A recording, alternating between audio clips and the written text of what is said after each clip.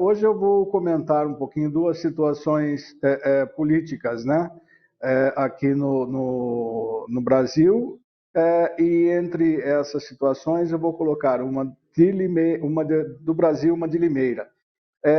No Brasil nós estamos já na fase final da transição, né? Ela já está sendo encerrada de governo, a transição do governo federal, né? Do governo do Jair Bolsonaro para o governo eleito Luiz Inácio Lula da Silva, né?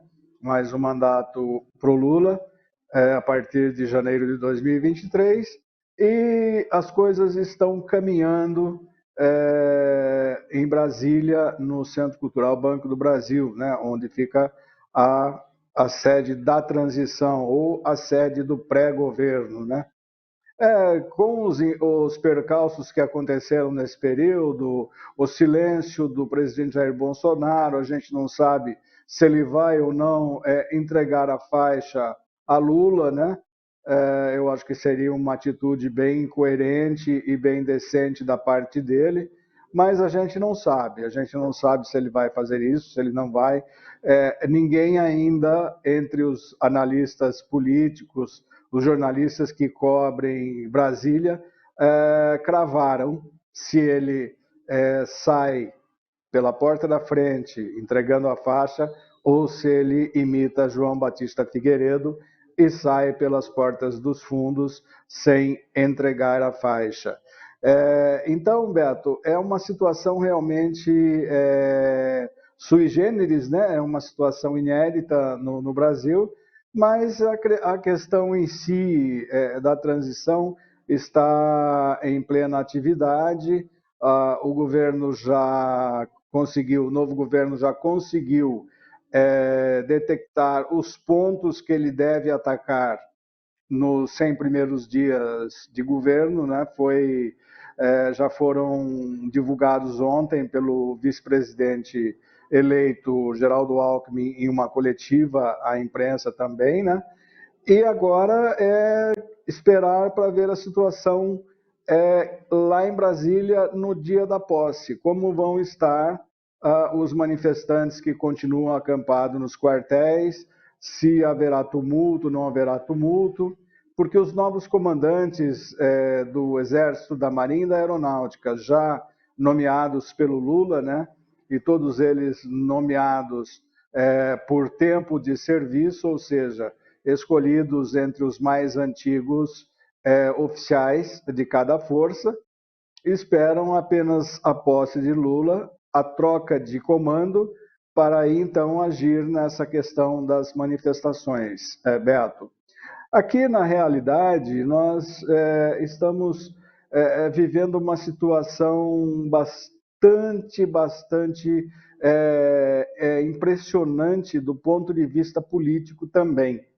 Nós tivemos a eleição da Câmara Municipal, né, da mesa diretora, que mudou de data, né? Já tem uma mesa diretora eleita para o biênio 23-24, mas a vice-presidente eleita, Isabeli Carvalho, ela pode enfrentar uma situação inusitada como vice-presidente. Há movimentos já na Câmara, da área da ala conservadora, da bancada da Bíblia, né? Para que está juntando discursos dela, falas dela, para poder tentar caçá-la, ou para poder tentar caçar o seu mandato, e assim ela perderia a vice-presidência.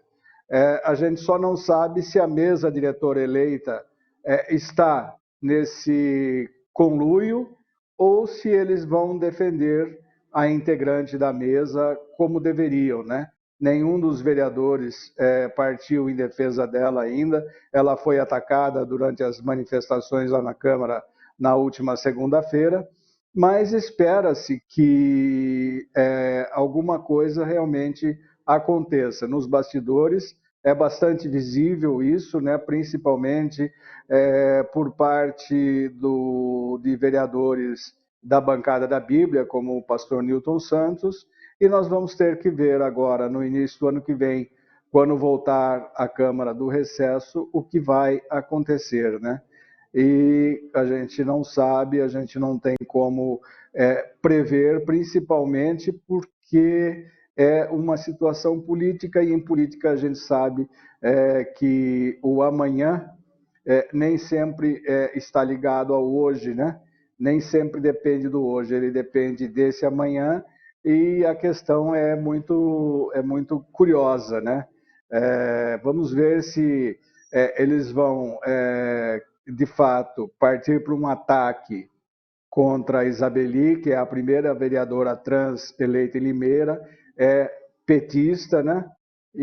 Ou se vão condescender e agir como deveriam agir, né? Ou seja, tocar em frente à legislatura e esperar a próxima eleição para ver quantos se elegerão ou não. Enfim, essas são as notícias aqui do município, né, de Limeira, na área política.